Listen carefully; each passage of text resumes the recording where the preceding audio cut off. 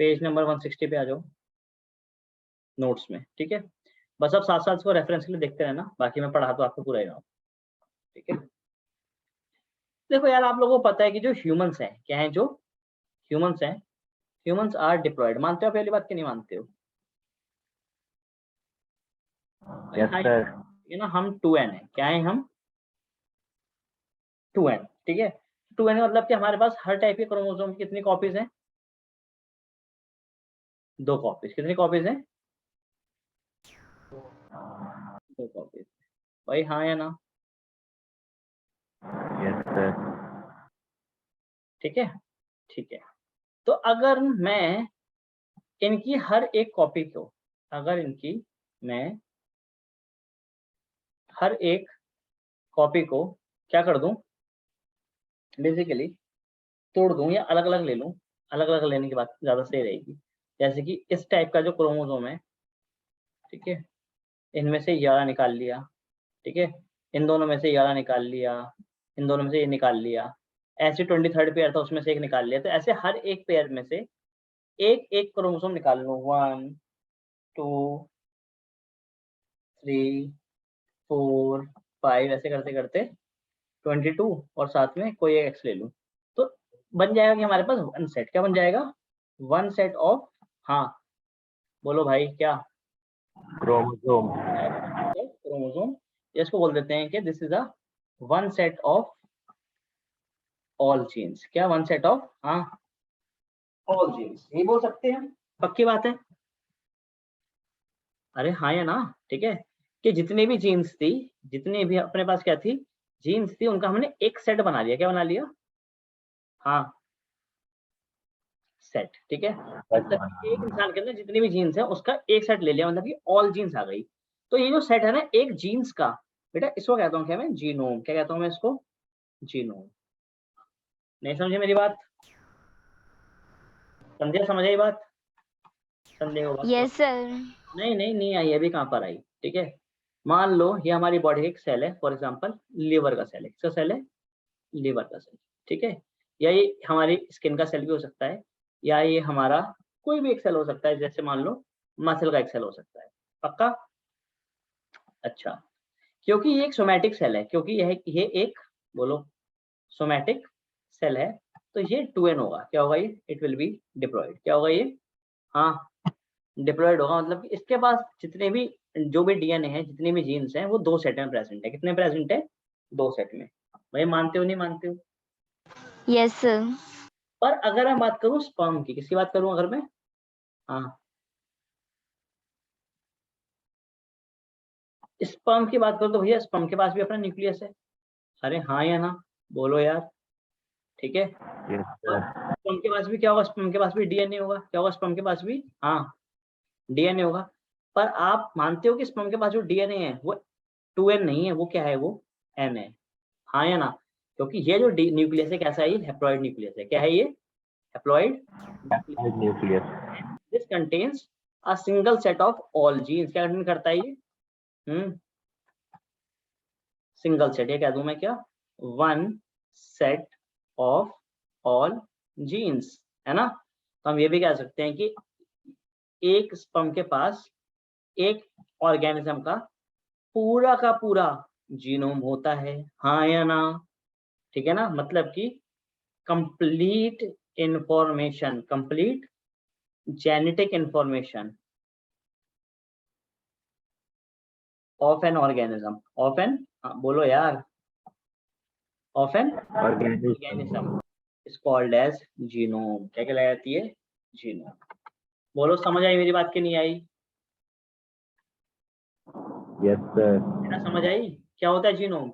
Genome is nothing but the complete genetic information, complete genetic information of an organism, ठीक है, जो उसके gametes में प्रेजेंट होती है। उसके गैमेट्स में भी प्रेजेंट हो सकती है, वो तो उसमें भी सकती है, मसल सेल में भी हो सकती है, पर मसल सेल में 2 सेट्स में प्रेजेंट है ना।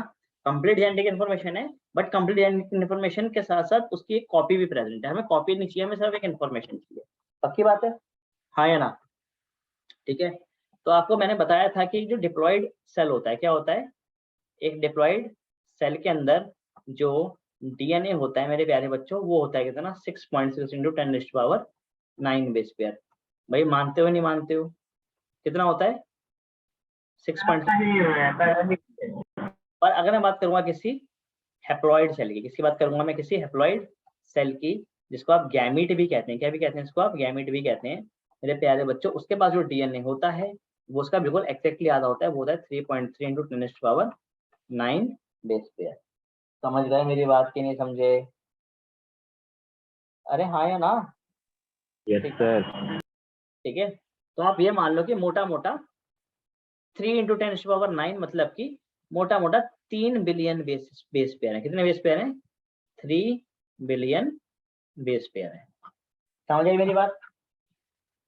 ठीक है, तो ये बेस पेयर कैसे देखते हैं? अभी आपको ना नोट्स वोट्स बनाने की कोई जरूरत नहीं है, क्योंकि मैं आपको उसकी अभी वो दे दूंगा, पीडीएफ दे दूंगा, तब आप नोट्स बना लेना।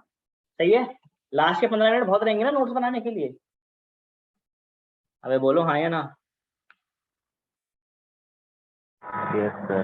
ठीक है, तो मैं आपको लास्ट के 15 मिनट दूंगा, आप नोट्स बना लेना। ठीक है, आप पहले आप सुनते रहो, ये कहानी बहुत बेहतरीन है जो मैं सुनाने वाला हूँ आपको। ठीक है, तो 3 बिलियन बेसेस हैं, बेस पेयर हैं। ये आप कह सकते हो कि 3 बिलियन बेस पेयर में ही किसी एक ऑर्गेनिज्म की या किसी एक ह्यूमन की कंप्लीट जेनेटिक इंफॉर्मेशन है। क्या है? हाँ, कंप्लीट, अबे बोलो, कंप्लीट जेनेटिक Genetic information.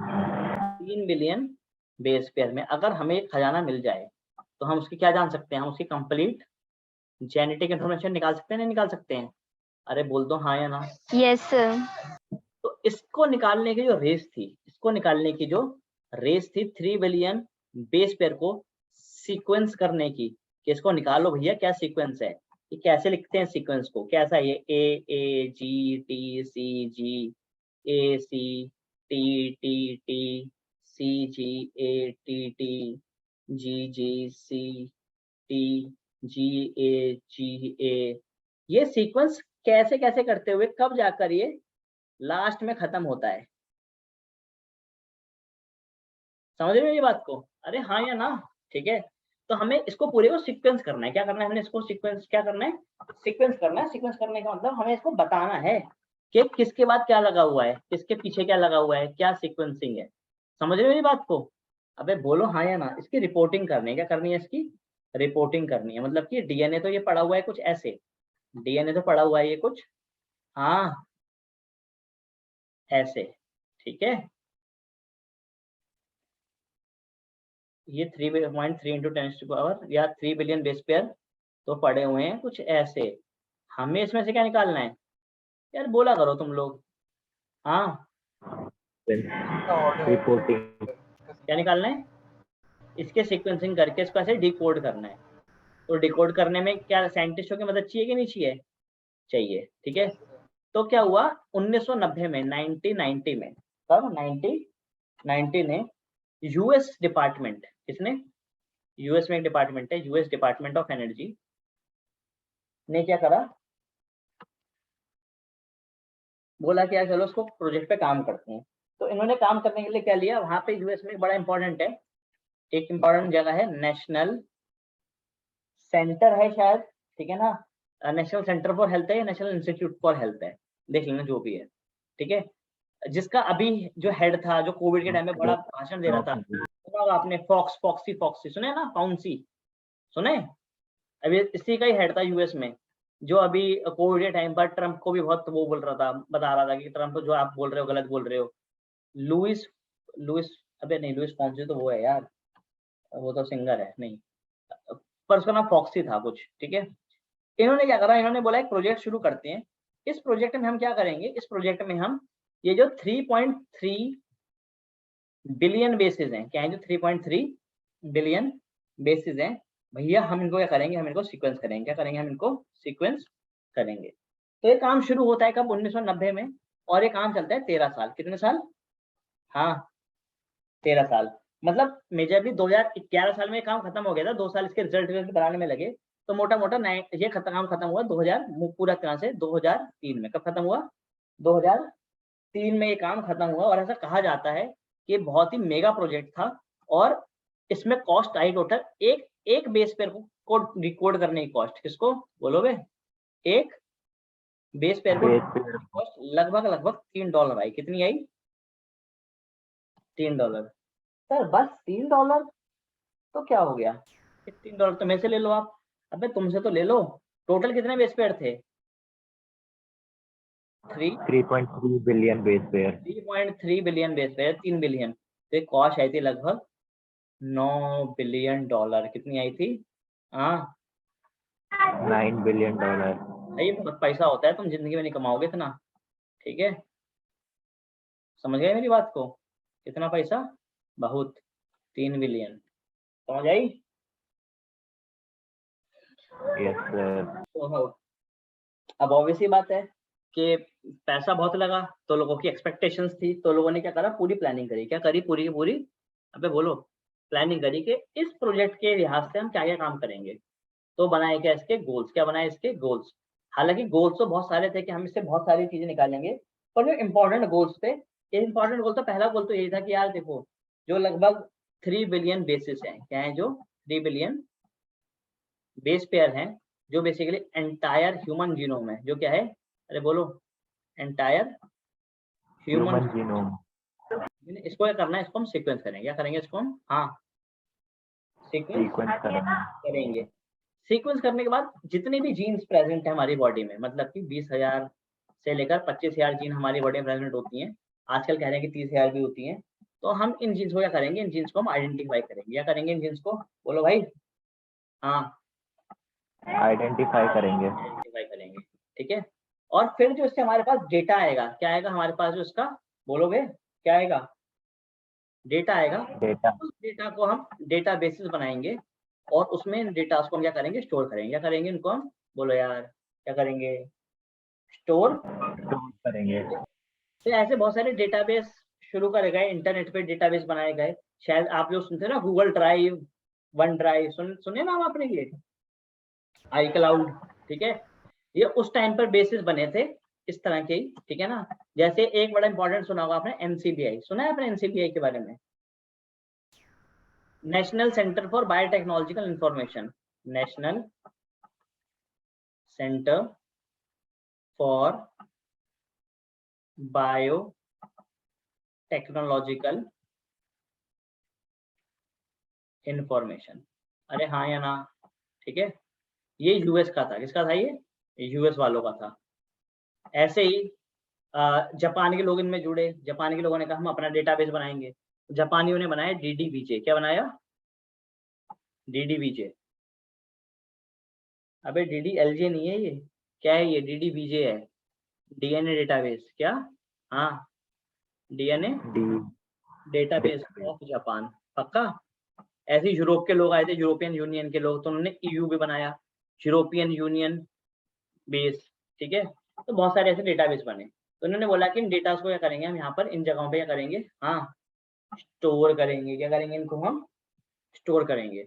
अब डेटा तो स्टोर कर लिया, ठीक है ना, पर डेटा की एनालिसिस चाहिए। क्या करनी है हमें डेटा की? हाँ, एनालिसिस। एनालिसिस तो एनालिसिस के लिए क्या चाहिए हमें? टूल्स चाहिए। क्या चाहिए हमें? टूल्स चाहिए। तो यार हमें ऐसे टूल्स बनाने पड़ेंगे, ऐसे टूल्स को इम्प्रूव करना पड़ेगा जो हेल्प करते हैं किसमें? डेटा एनालिसिस में। किसमें हेल्प करते हैं? डेटा एनालिसिस में। आजकल ये वाला काम बहुत सारे लोग कर रहे हैं। इसको आप लोग सुना होगा, डेटा डेटा साइंटिस्ट। सुना है? Data scientist. ठीक है, वो यही होते हैं बेसिकली, डेटा एनालिसिस पे, टूल्स पे काम करते हैं ये। ठीक है, फिर बात आई, अब आगे क्या काम होगा? फिर बात आई कि भैया इसमें क्या करेंगे?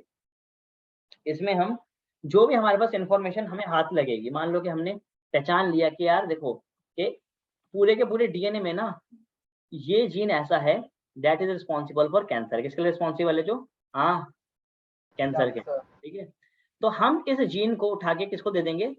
फार्मा इंडस्ट्री में दे देंगे। कहाँ पे दे देंगे? फार्मा वालों को दे देंगे। तो फार्मा वाले क्या करेंगे? वो पहचान लेंगे कि यार देखो, अच्छा ये जीन है, तो इससे बनने वाला आरएनए कुछ ऐसा होता होगा। तो वो इस आरएनए के लिए क्या करेंगे? ऐसी दवाई बनाएंगे जो इस आरएनए को डिस्ट्रॉय कर देगी। अबे बोलो हाँ या ना? ठीक है, तो इस इंफॉर्मेशन को क्या करना है? आगे ट्रांसफर करना है। क्या करना है सर को? हाँ, ट्रांसफर करना है transfer the related information, transfer the related information to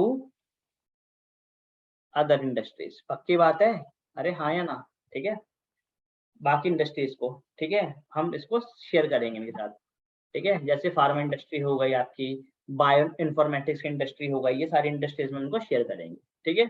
और चौथा ये था कि यार देखो, अब ऑब्वियसली बात है, कुछ बड़ा काम होता है, इतना महंगा काम, तो लोग उसको क्वेश्चनिंग करते हैं, तो बहुत सारे इश्यूज आएंगे, जैसे कि एथिकल इश्यूज आएंगे। कौन से इश्यूज आएंगे? एथिकल इश्यूज आएंगे, लीगल इश्यूज आएंगे, ठीक है ना, सोशल इश्यूज आएंगे। तो इन इश्यूज को हमने एड्रेस करना है, ऐसे नहीं कि छोड़ देना है, ठीक है ना, एड्रेस भी करना है। तो उसके लिए एक अलग से एक लीगल टीम बनाई गई। तुम समझे मेरी बात को? मैंने क्या बोली यहाँ पे बात? नहीं समझे ना? शाबाश, तुमसे यही उम्मीद थी मेरे को। अबे देखो,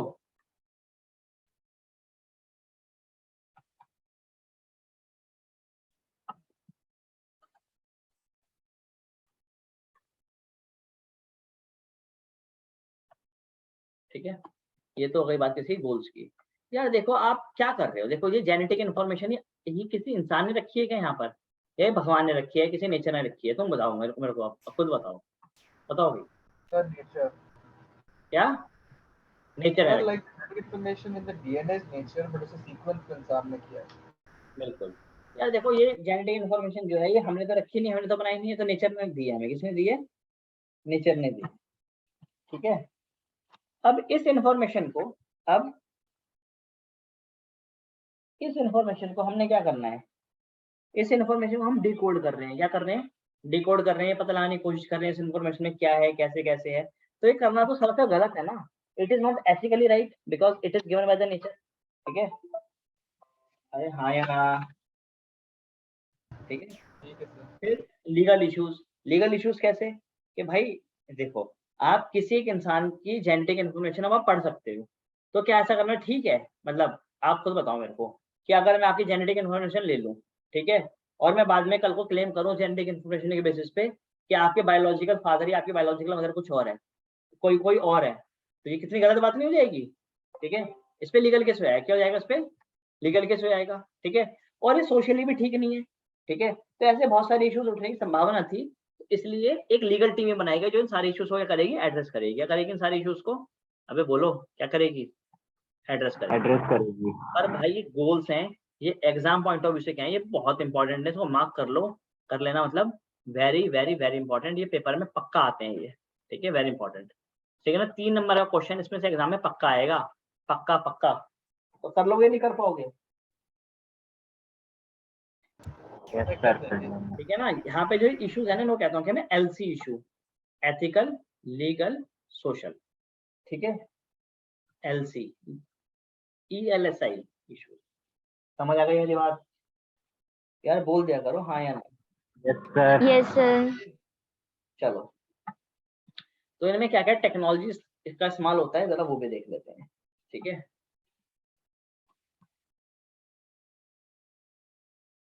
टेक्नोलॉजी तो पहले छोड़ो, तो पहले पढ़ो मैथडोलॉजी। क्या पढ़ो? हाँ,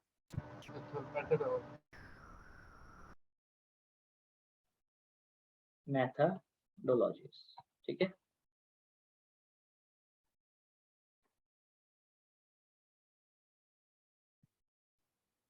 देखो यार,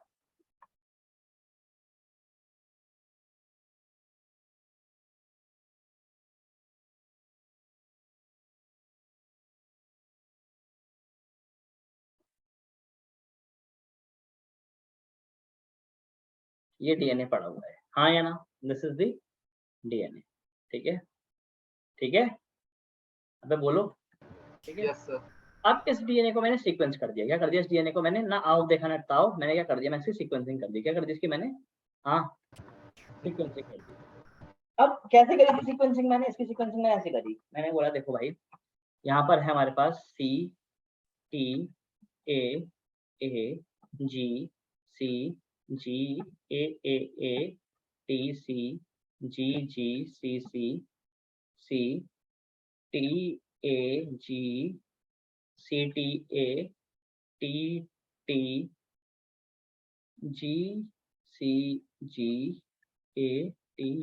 अरे यू तो होता ही नहीं है, सॉरी, ठीक है, TAGTC,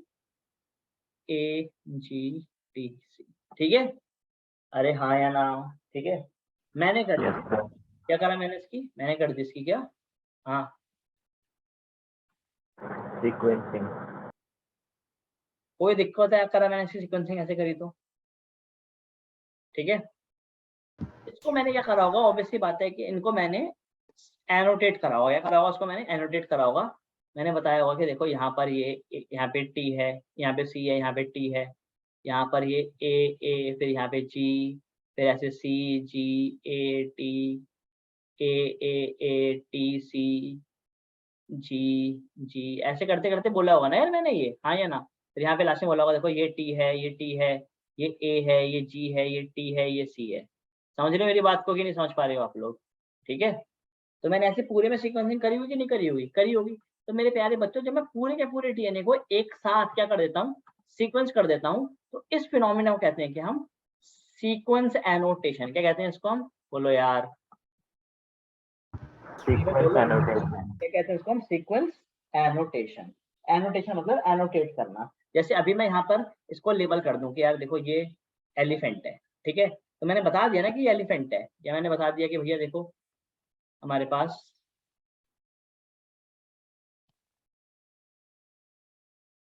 ये कैमल है, तो मैंने कैमल में बोल रहा हूँ यहाँ पर, समझ रहे हो मेरी बात को? तो उसको कहते हैं एनोटेशन। क्या कहते हैं इसको? एनोटेशन। एनोटेट करना मतलब कि लेबल करना। क्या करना? अबे बोलो क्या करना? लेबल करना। लेबल करना। मैंने लेबलिंग कर दी तो उसको कहते हैं कि हम एनोटेशन। क्या कहते हैं इसको हम? एनोटेशन। ठीक है, तो what is annotation? Sequence annotation is what? Simple sequence annotation is nothing but a very simple approach of sequencing, बोलो यार, of sequencing the whole set of genome। क्या करना? पूरे पूरे जीनोम को क्या कर देना यार, बोला करो ऐसे फिर मजा नहीं आएगा, ठीक है ना? चलिए जी, हाँ यार, ठीक है, चलो बढ़ जाए। तो आपको एक मेथोडोलॉजी समझ आई कि नहीं आई? ये एक मेथोडोलॉजी थी, ये काम करने का तरीका था। अब मैं आता हूँ दूसरे काम करने के तरीके पे। मेरे प्यारे बच्चों, दूसरा काम करने का तरीका क्या है? दूसरा काम करने का तरीका ये है, छोड़ो तरीका मैं बाद में बताऊंगा आपको, पहले आप ये देखो। देखो यार, ठीक है, ये डीएनए है। क्या है ये? बोलो यार, डीएनए। ठीक है, अच्छा, अब आप सभी लोग जानते हैं कि डीएनए डबल स्टैंडर्ड है, ठीक है। तो यहाँ पे मैंने सीक्वेंस एनोटेशन कर रखी है। क्या कर रखी है मैंने? हाँ, सीक्वेंस एनोटेशन, ये ऐसे वाली टेक्निक लगा रखी है।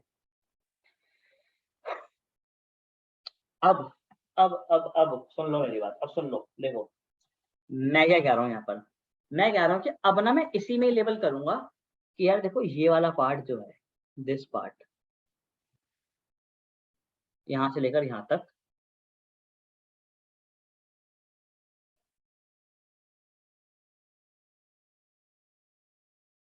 और यहाँ से लेकर यहाँ तक, और एक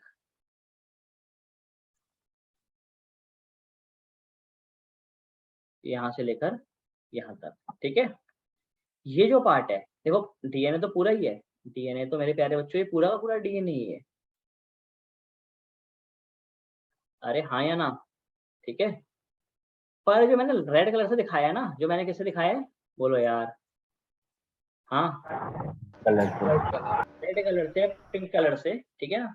मेरे प्यारे बच्चों, ये वो वाला पार्ट है जो अपने आप को एक्सप्रेस करेगा। जो क्या करेगा? अपने आप को, हाँ, एक्सप्रेस करेगा।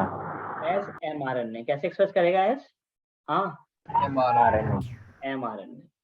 ये पूरा पूरा पार्ट यहाँ से लेकर यहाँ तक का, it will be express itself as mRNA, ठीक है। ये जो पार्ट है यहाँ पर, ये भी क्या करेगा? अपने आप को एक्सप्रेस करेगा एज, हाँ, mRNA। समझ रहे हो मेरी बात को? ठीक है, तो मेरे प्यारे बच्चों, ये जो रीजन है, क्या है? ये जो रीजन है जहां पर मैं ये पता लगा पाऊँ कि कौन सा पार्ट अपने आप को एक्सप्रेस कर रहा है एज एमआरएनए। भाई देखो, जो पार्ट अपने आप को एक्सप्रेस करता है एज एन एमआरएनए, वो पार्ट दरअसल होता क्या है मेरे प्यारे बच्चों? वो पार्ट होती है क्या? जीन। क्या होती है? बोलो यार, क्या होती है? जीन। क्या मतलब ये है कि ये पार्ट एक जीन है, ये पार्ट एक जीन है, और हाँ, ये पार्ट एक जीन है। भाई समझ में नहीं तुम लोगों को? बोलो यार। सर सिस्ट्रॉन नहीं बोलेंगे ऐसे? क्या सर सिस्ट्रॉन। इतना आप भी मत जाओ, पहले मुझे बताओ इतना पार्ट समझ आया जीन वाला? Yes sir. ठीक है, तो कहता है कि हमने क्या करा, हमने डीएनए के उन पार्ट्स को लेबल कर दिया, उन जीन्स को लेबल कर दिया जो अपने आप को एक्सप्रेस कर रहे थे एज एमआरएनए, है ना? ठीक है, तो यहाँ पर जिन टैग्स को, जैसे कि ये टैग है, ये क्या है, ये टैग है जिसको मैंने यूज करा है पिंक मार्कर से। ठीक है, ये पिंक कलर का आपको टैग नजर आ रहा है, क्या नजर आ रहा है? ये जो बोलो यार, यहाँ पे जो मैंने टैगिंग करी है, क्या करी है मैंने यहाँ पर जो टैगिंग करी है, tagging. This tagging is known as expressed, क्या कहते हैं इसको हम? एक्सप्रेस्ड सीक्वेंस टैग, क्या कहता हूँ उसको मैं? एक्सप्रेस्ड सीक्वेंस टैग्स या ESTs, क्या कहता हूँ उनको मैं? बोलो यार, Express sequence tags or EST. EST। ठीक है, तो what is EST? EST is nothing but the expressed sequence tag. पक्का? अरे हाँ या ना? Yes sir. ठीक है, तो मेरे प्यारे बच्चों, दो टेक्निक्स आई हैं, क्या आई हैं? हाँ, दो टेक्निक्स आई हैं। एक टेक्निक थी सीक्वेंस एनोटेशन, कौन सी थी? Sequence annotation. एनोटेशन। ठीक है,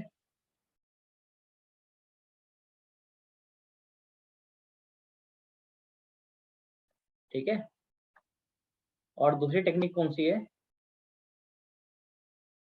express sequence tag. Expressed sequence tag.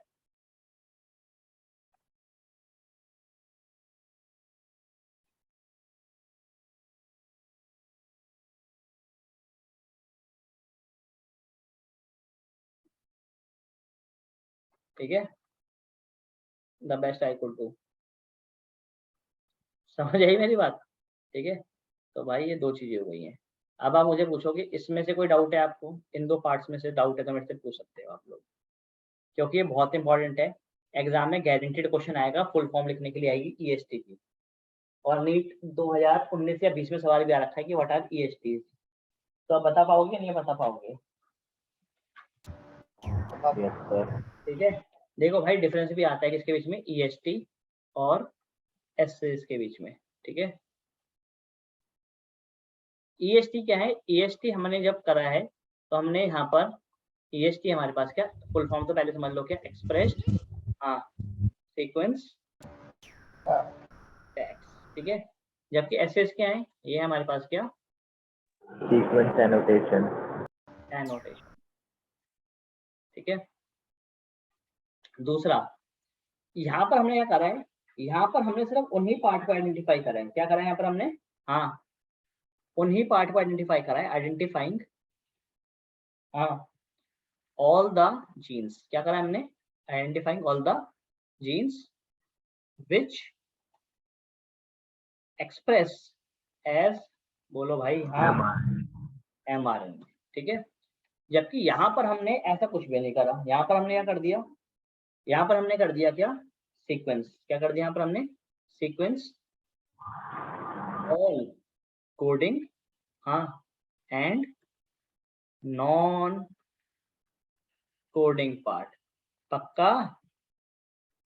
Yes sir. ठीक है, तो यहाँ पर हमने कोडिंग और नॉन कोडिंग पार्ट दोनों को क्या कर दिया? वो कर दिया है।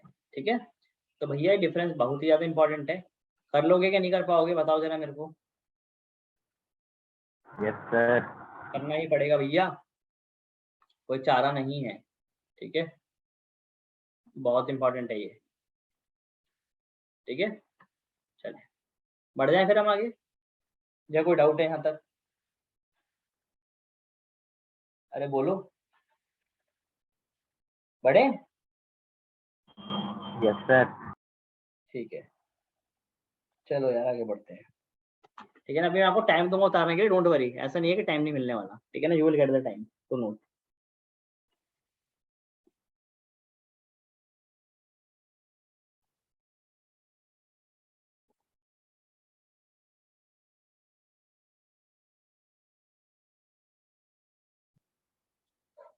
बाद में बात आती है कि यार इसमें हमने बेसिकली हमें पता कैसे चलेगा कि ये जो पार्ट है डीएनए का,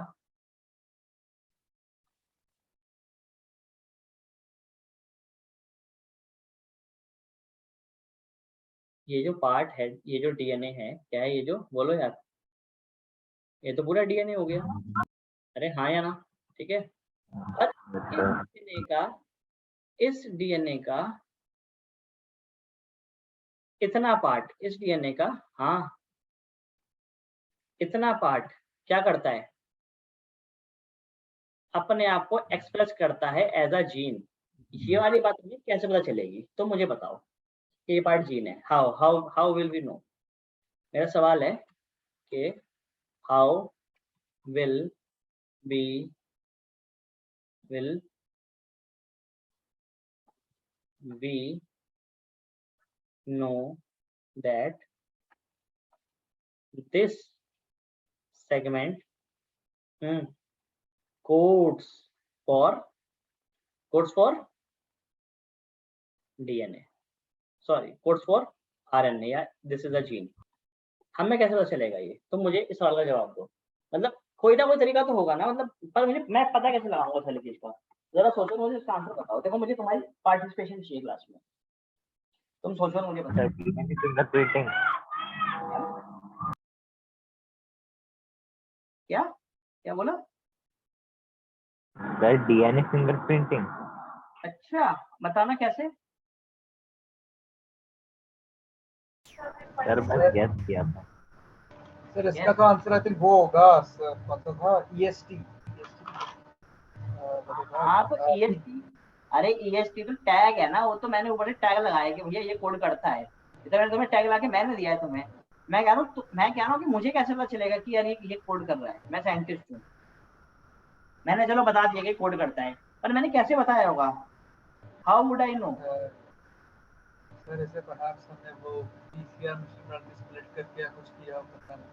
क्या क्या क्या जैसे कि हमने स्प्लिट करके पता किया हो, आई डोंट नो, इसमें तुक्का लगा रहा हूँ। स्प्लिट करके? नहीं, कैसे पता चलेगा स्प्लिट करके? मुझे कुछ आइडिया तो दो यार, तुम तो ऐसी बात कर रहे हो। सर हमें टैग्स दैट मींस टैग करके सर एमआरएनए वेरी करेक्ट। नहीं भाई नहीं, देखो देखो मैं ऐसे नहीं है, तुक्केबाजी नहीं कर रहा हूँ, जेनेटिक्स चाहिए यहाँ पे, ठीक है। हमें पता होना चाहिए, we should have knowledge. Exam में भले से आप कुछ भी लिख कर आओ, तो मैं आपको तरीका बताता हूँ, ठीक है। देखो भाई, सबसे पहले क्या करते हैं, सबसे पहले हम इसको कट करते हैं। क्या करते हैं इसको? सबसे पहले हम कट द पोर्शन, क्या करेंगे हम इसको? हाँ, कट करेंगे, ठीक है। मैंने इसको कट करा और इस वाले पार्ट को मैंने अलग से निकाल लिया। क्या कर लिया? इस वाले पार्ट को मैंने, हाँ यार बोला करो, अलग से निकाल ली। अलग से निकाल लिया, ठीक है। अब इस वाले पार्ट को, अब हाँ, इस वाले पार्ट को मैं इंट्रोड्यूस करूंगा किसमें? बैक्टीरिया में। किसमें इंट्रोड्यूस करूंगा? बैक्टीरिया में। यहाँ पर बैक्टीरिया में। बैक्टीरिया में, ठीक है। ये बैक्टीरिया है मेरे पास और मैं इसको डालूंगा बैक्टीरिया के अंदर, ठीक है। ये बैक्टीरिया का डीएनए, इसका डीएनए है ये, बोलो यार, बैक्टीरिया। बैक्टीरिया तो मैं इसको बैक्टीरिया के डीएनए में जोड़ूंगा। कहाँ जोड़ूंगा मैं इसको? बैक्टीरिया के डीएनए में जोड़ूंगा, ठीक है। तो जब ये बैक्टीरिया के डीएनए में जुड़ जाएगा, क्या हो जाएगा? जब ये बैक्टीरिया के डीएनए में जुड़ जाएगा तो ये ऑब्वियस सी बात है, कोई ना कोई चीज बनाएगा ये। अरे हाँ या ना, ठीक है। Now this will express itself, बोलो नहीं, यस। ये अपने आप को एक्सप्रेस करेगा। तो मान लो कि इसने जब अपने आप को एक्सप्रेस करा तो उसने बना दी क्या? इंसुलिन। क्या बना दी इसने? हाँ, इंसुलिन। इंसुलिन। तो मुझे पता चल जाएगा ना कि ये जीन था, किसका जीन था ये जीन था इंसुलिन का। किसका था ये? हाँ, इंसुलिन का। इंसुलिन का जीन था। कितना आसान नहीं है इसको पता लगाना? अरे हाँ या ना, ठीक है। पर बात ये आती है कि आपको बैक्टीरिया के अंदर इंट्रोड्यूस करोगे कैसे? How would you introduce this into the bacteria? समझे मेरी बात को? अबे बोलो हाँ या ना, ठीक है। तो बेटा बैक्टीरिया के अंदर इंट्रोड्यूस करने के लिए हमें क्या करना पड़ेगा? हमें ना एक बैक्टीरिया का क्रोमोसोम बनाना पड़ेगा। क्या करना पड़ेगा हमें? एक बैक्टीरिया का, यार बोला करो, क्या करना पड़ेगा? क्रोमोसोम बनाना पड़ेगा। एक आर्टिफिशियल क्रोमोसोम तैयार करना पड़ेगा।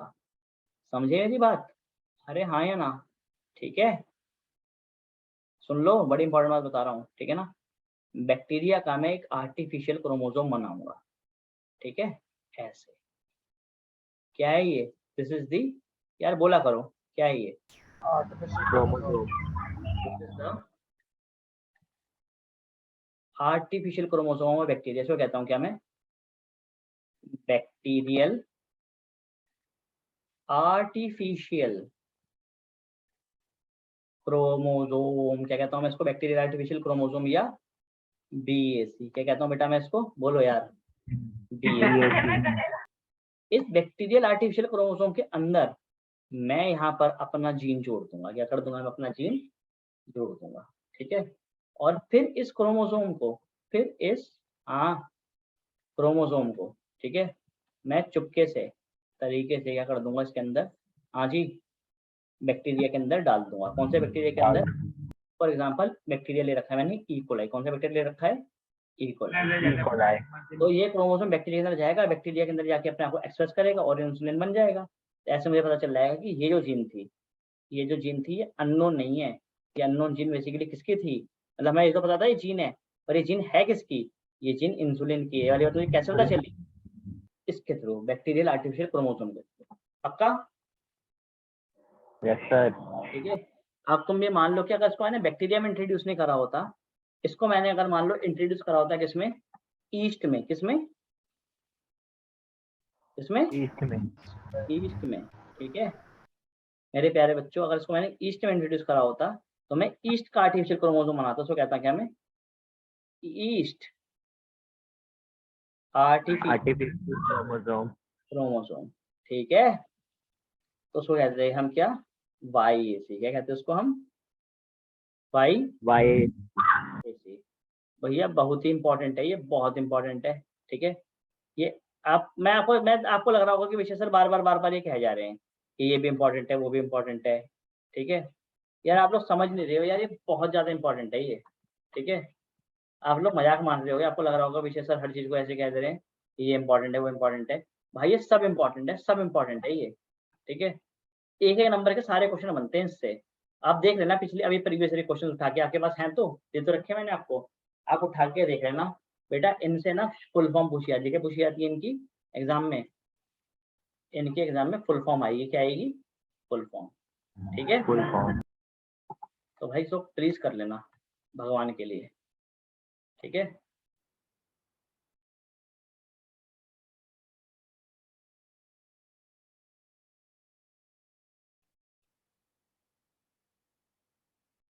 ठीक है जी, हो जाएगा कि नहीं होगा? यस सर हो जाएगा। क्या? सर हो जाएगा। हो जाएगा। चलो फिर बढ़ जाए आगे, ठीक है।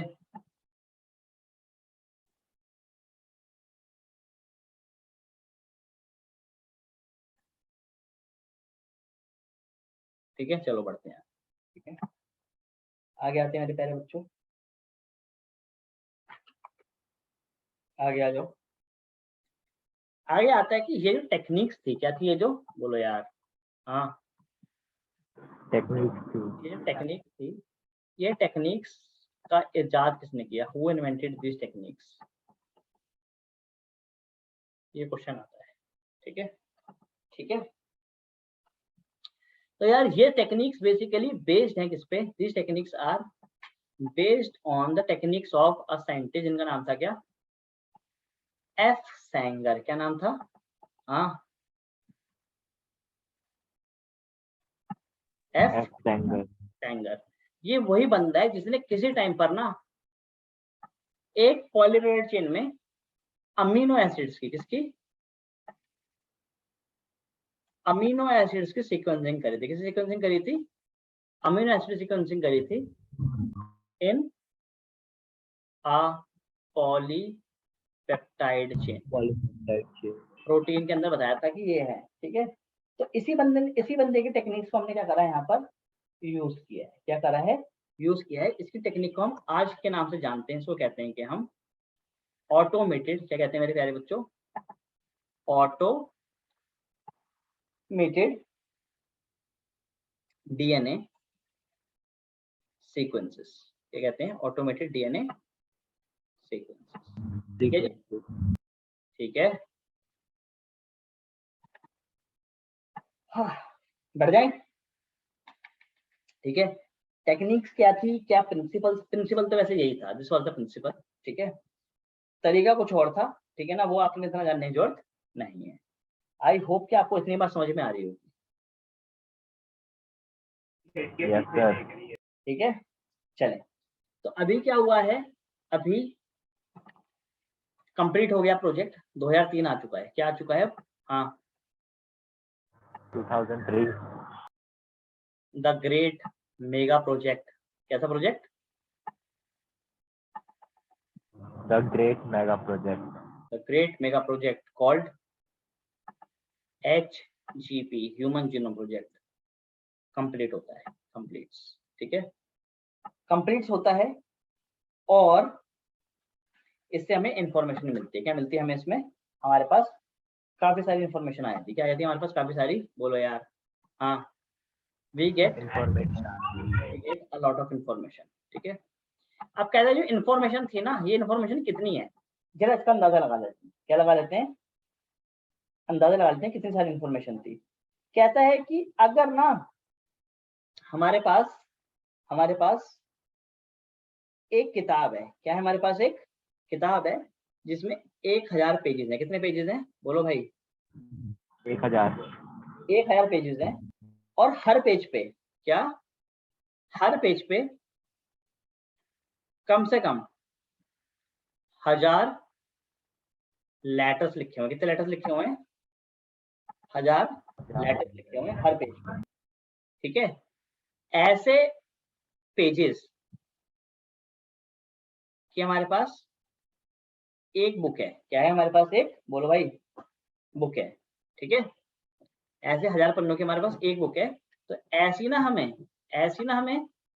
3300 बुक्स चाहिए होंगी। कितनी 100 बुक्स चाहिए होंगी? बोलो भाई, कितनी? अबे बोलो। 3300 ऐसी बुक्स चाहिए होंगे हमें कितने? 3300, 3300 किताबें चाहिए होंगी, जिसमें हर किताब में 1000 पन्ने होंगे और हर पन्ने पे 1000 लेटर्स लिखे होंगे। समझे मेरी बात? ठीक है, तो it was a lot of information. It was a lot of information. तो इस इंफॉर्मेशन को संभालने के लिए, क्या करने के लिए?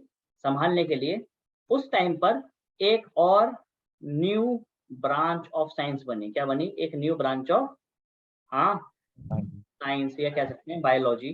ठीक है, बायोलॉजी कह दो या कह दो साइंस, जिसको आज हम जानते हैं। उस ब्रांच को हम कहते हैं क्या? Bio informatics. क्या कहते हैं इसको हम? बोलो बे, क्या कहते हैं? Bio informatics. ठीक है, जो बेसिकली इसी चीज से डील करता है कि इस इन्फॉर्मेशन को कैसे संभाल के रखना है।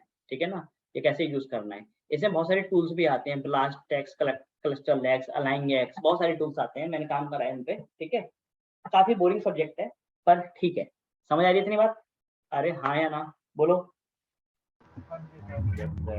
ठीक है, तो बायो इन्फॉर्मेटिक्स की बात यहाँ पर पूरी होती है। ठीक है, तो ये हमारे पास ह्यूमन जीनोम प्रोजेक्ट खत्म हो गया। तो सर मिला क्या? मतलब ठीक है, हमने पूरी डीएनए की सीक्वेंसिंग कर दी, बट व्हाट वी गेट, हमें एग्जैक्टली क्या मिला ह्यूमन जीनोम प्रोजेक्ट से, उसकी बात कर लेते हैं। ठीक है, अरे करें कि नहीं करें? करते हैं, मजा आएगा। ठीक है, तो भाई देखो इससे हमें क्या क्या मिला, तो हम लिखते हैं क्या? salient features of human genome project। पक्का? ठीक है, ये भी भाई बहुत इंपॉर्टेंट है, इसको पढ़ लेना ठीक से। ठीक है ना, मैं आपको लिखवा देता हूँ कि क्या क्या मिला। सबसे पहले तो हमें ये पता चल गया कि हमारी बॉडी में बेसिकली 3.167 बिलियन बेस पेयर्स है। कितने बेस पेयर्स हैं? 3.164।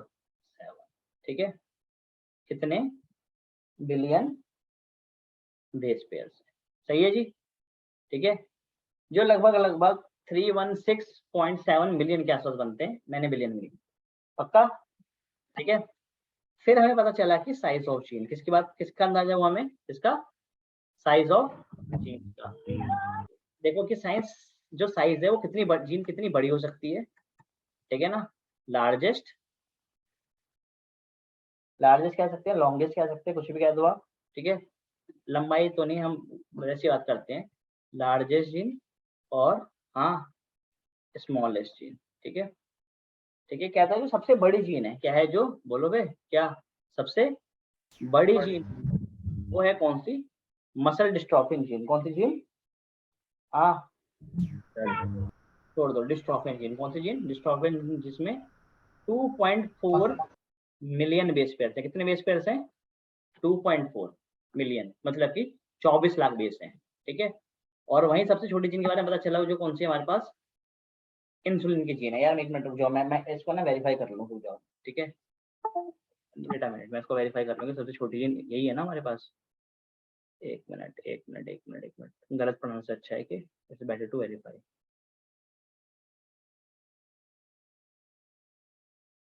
नोन जीन तो मैंने ही पढ़ी थी।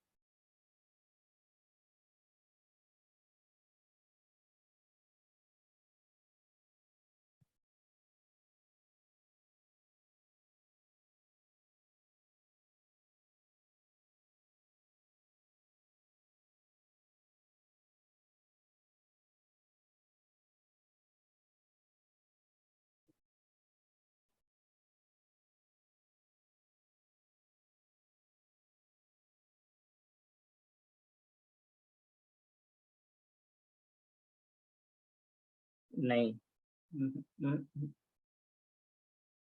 सर कह रहे हैं कि वो male gene is the smallest gene 23 pair. नहीं वो मेल लेस के लिए रिस्पॉन्सिबल है, वो नहीं है, वही ये स्मॉलेस्ट होगा। क्वेश्चन है, वो क्वेश्चन है, नहीं वो नहीं है जो आप गलत, आप तो गलत पढ़ रहे हो।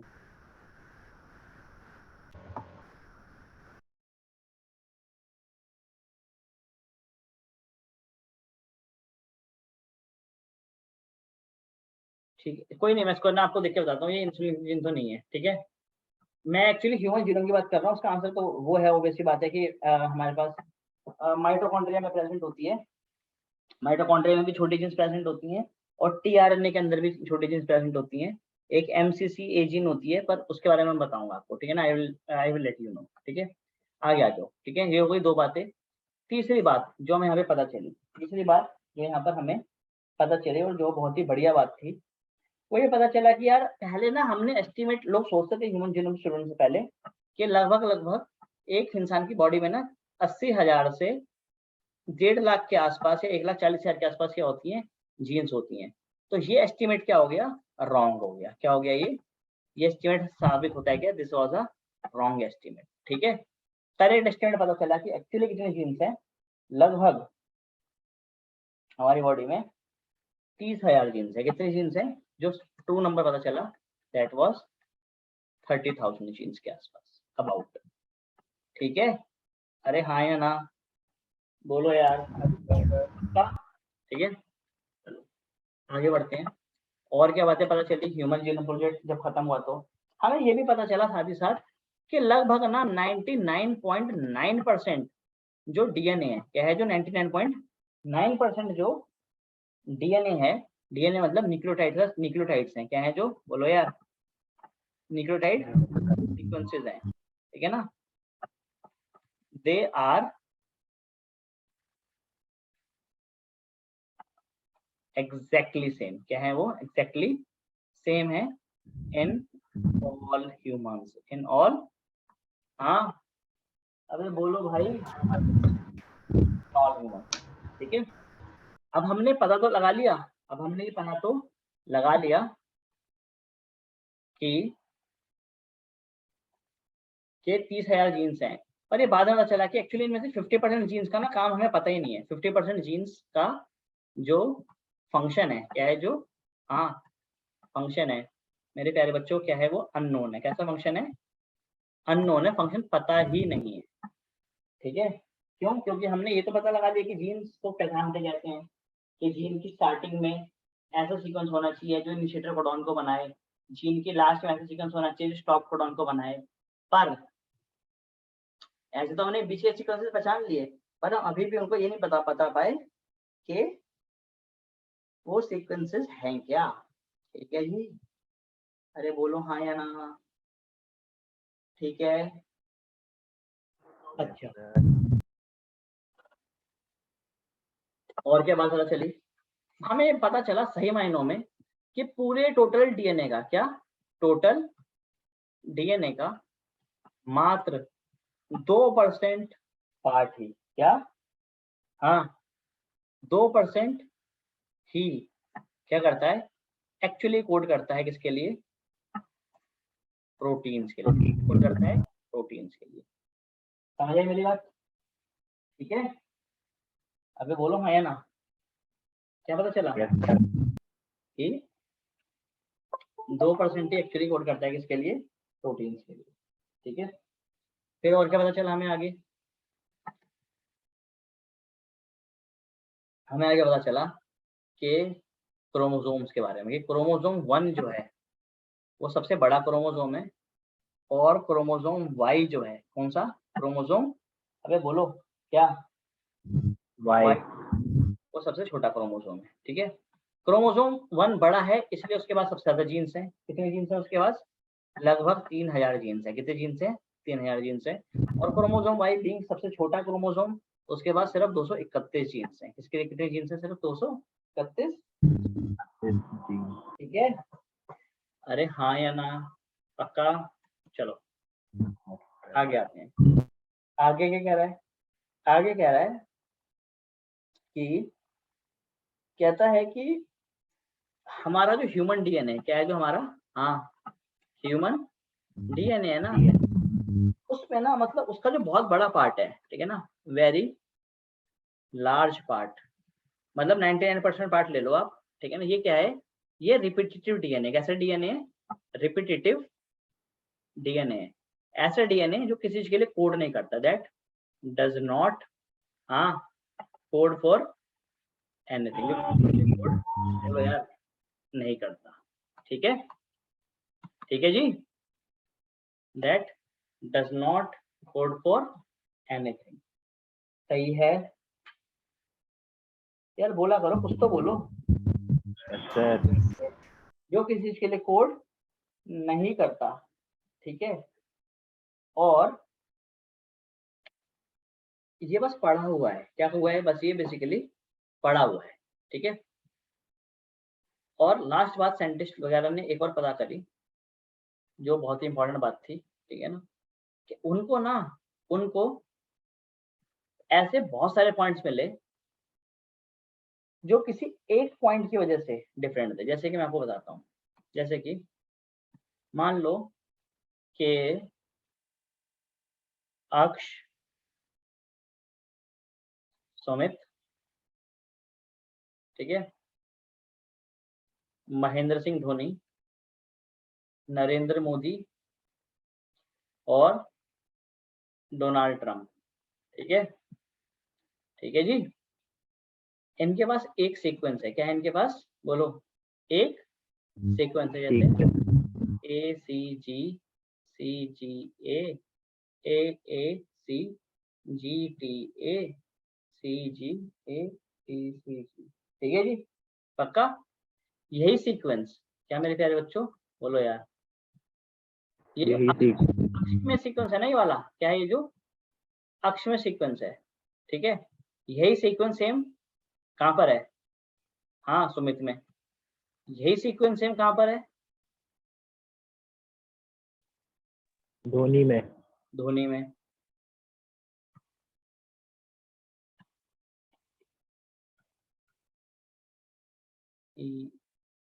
अच्छा ठीक है, और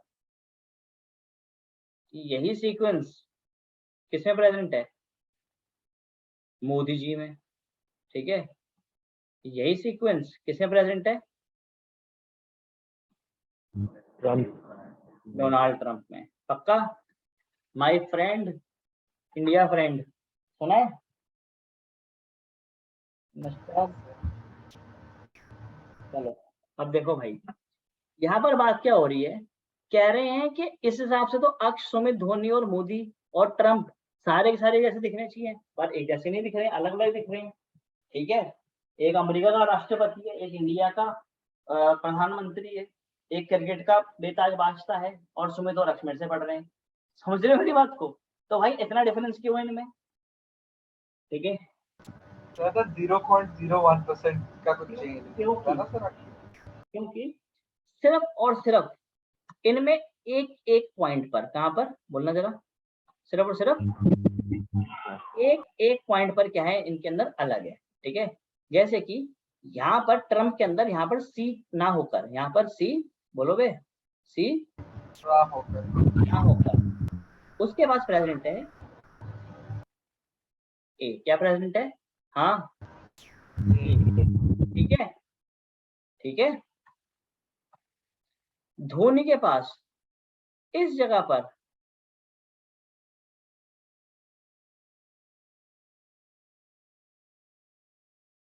ये क्या हो रहा है भाई?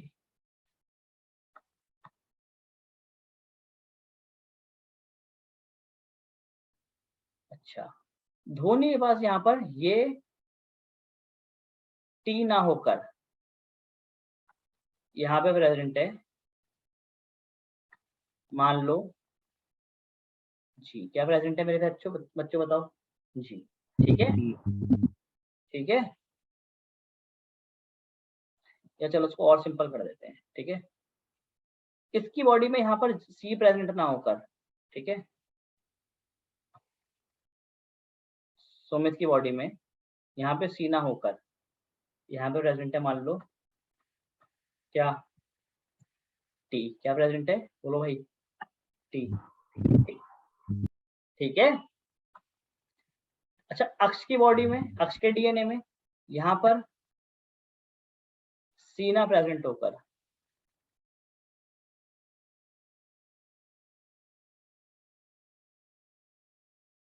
अनलिमिटेड सी उठा लिया था तो मैंने। ठीक है, इसको वैरायटी करना पड़ेगा। यहाँ पे प्रेजेंट है क्या जी? क्या प्रेजेंट है बोलो यार जी? ठीक है, अच्छा, और धोनी और मोदी जी में सीसी प्रेजेंट है, तो ऐसा भी हो सकता है कि दोनों में सेम प्रेजेंट हो पर किसी और जगह पे फिर डिफरेंस आ रहा हो। समझे मेरी बात को? अरे बोलो हाँ या ना। यस।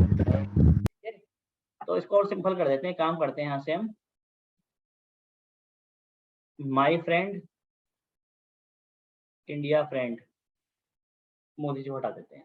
ठीक है, तो कहता है ये जो डिफरेंस है इस पूरे सेगमेंट में, मान लो बहुत बड़ा सेगमेंट था ये, इतने पूरे सेगमेंट में जो डिफरेंस आ रहा है, ये डिफरेंस आ किस वजह से रहा है? सिर्फ इस पॉइंट की वजह से आ रहा है। ठीक है, इस प्रॉपर, इस एक पर्टिकुलर सिंगल चेंजेस है। अरे हाँ या ना? ठीक है, यस। तो इसकी वजह से ही इतनी अलग अलग फॉर्म्स बन रहे हैं डीएनए के। अबे बोलो, कुछ तो बोलो। ठीक है, ठीक है, तो ये एक मॉर्फोलॉजी है या एक फॉर्म है डीएनए का, वन फॉर्म। ठीक है, ये एक फॉर्म बन गया डीएनए का, ये एक फॉर्म बन गया डीएनए का, ये एक फॉर्म बन गया, है ना? फॉर्म बोल दो, टाइप बोल दो। तो मेरे प्यारे बच्चों, इस तरह के डिस्ट्रीब्यूशन को, क्या, इस तरह के डीएनए को, इस तरह के चेंज को हम बोलते हैं क्या? पॉलीमॉर्फिज्म। क्या बोलते हैं इस वाले चेंज को हम? बोलो यार, क्या बोलते हैं? पॉलीमॉर्फिज्म। ठीक है ना? मॉर्फ का मतलब होता है शक्ल। क्या मतलब होता है? शक्ल, शक्ल या फेस।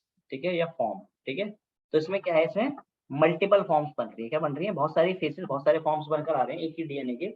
और किस वजह से? सिर्फ और सिर्फ एक न्यूक्लियोटाइड चेंज हो जाने की वजह से। किसकी वजह से? सिर्फ और सिर्फ एक nucleotide change, single nucleotide polymorphism या एसएनपी। क्या कहता हूं उसको मैं? सिंगल न्यूक्लियोटाइड पॉलीमॉर्फिज्म या एसएनपी। ठीक है, ठीक है। तो साइंटिस्ट लोगों ने बताया कि भैया देखो, ऐसे ना हमारी बॉडी में, ऐसे हमारी बॉडी में 14 लाख जगहें हैं, मतलब कि 1.4 मिलियन लोकेशंस हैं जहां पर हम लोगों के अंदर क्या होते हैं, ये डिफरेंसेस आते हैं। ठीक है, और यही डिफरेंसेस हमें बाकियों से अलग बनाते हैं। आप मुझे बताओ कि अक्ष, सुमित, धोनी और ट्रम्प, क्या ये सभी लोग प्रोटीन खाते हैं? तुम खुद बताओ मेरे को, हैं? प्रोटीन खाते हो? तो भैया इस प्रोटीन को डाइजेस्ट करने के लिए तुम्हारी बॉडी में ऑब्वियसली बात है कि कोई ना कोई एंजाइम बनता होगा। जैसे मैं बोलता हूँ ट्रिप्सिन बनता है। क्या बनता है? अबे बोलो, क्या बनता है? ट्रिप्सिन। ठीक है, तो ट्रिप्सिन को बनाने के लिए कोई ना कोई जीन होगा कि नहीं होगा? Yes sir. अब मुझे बताओ, तुम्हारी बॉडी में सबकी बॉडी में जीन एक जैसा होगा या अलग अलग होगा?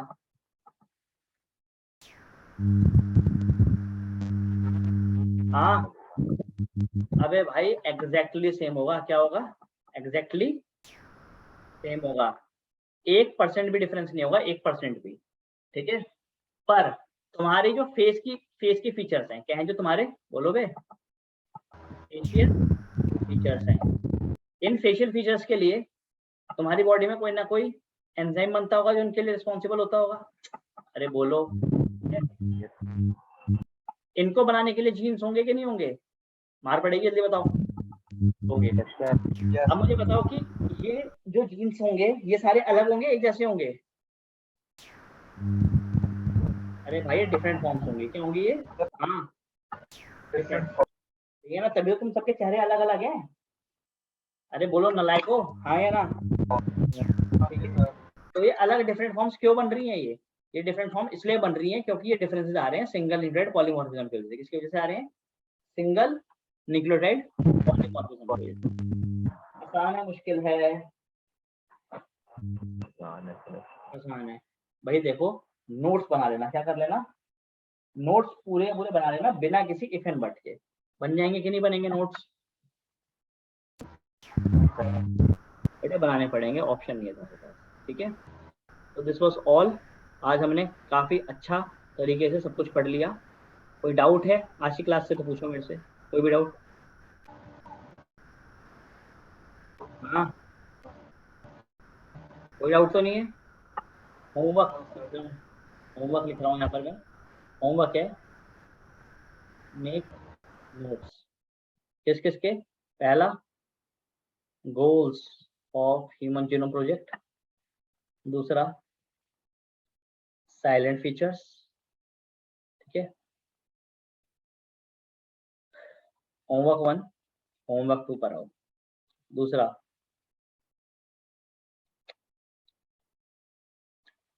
मैथडोलॉजीज। क्या? नहीं, तीसरा ले लो, मैथडोलॉजी। ठीक है, दूसरा, एक्सपैंड। एक्सपैंड करना है किसको? BSc, YSC, SNPs, SS, ESTs. अरे कर दोगे नहीं कर पाओगे? बोलो जल्दी। Yes sir. ठीक है, चलो तो भाई इसको कर लेना, बहुत इंपॉर्टेंट है ये। नेक्स्ट क्लास में आपको पढ़ाऊंगा मैं डीएनए फिंगरप्रिंटिंग। क्या पढ़ाऊंगा मैं आपको? डीएनए। प्रिंटिंग। ठीक है, चलो ठीक है, क्लास को मैं यहीं रोकता हूँ। आप लोग इसके बाद आप लोग क्योंकि नोट्स बना लें। क्या बना लें आप लोग? नोट्स बना लें। ठीक है, बना लोगे नहीं बनाओगे नोट्स? बना लेंगे। ठीक है, क्या क्या पढ़ाया तुम्हें मैंने आज? आज में मैंने पढ़ाया ह्यूमन जीनोम। ठीक है, चलें, आप लोग जा सकते हैं, इसकी पीडीएफ अभी आपको मिल जाएगी। ठीक है, कोई डाउट?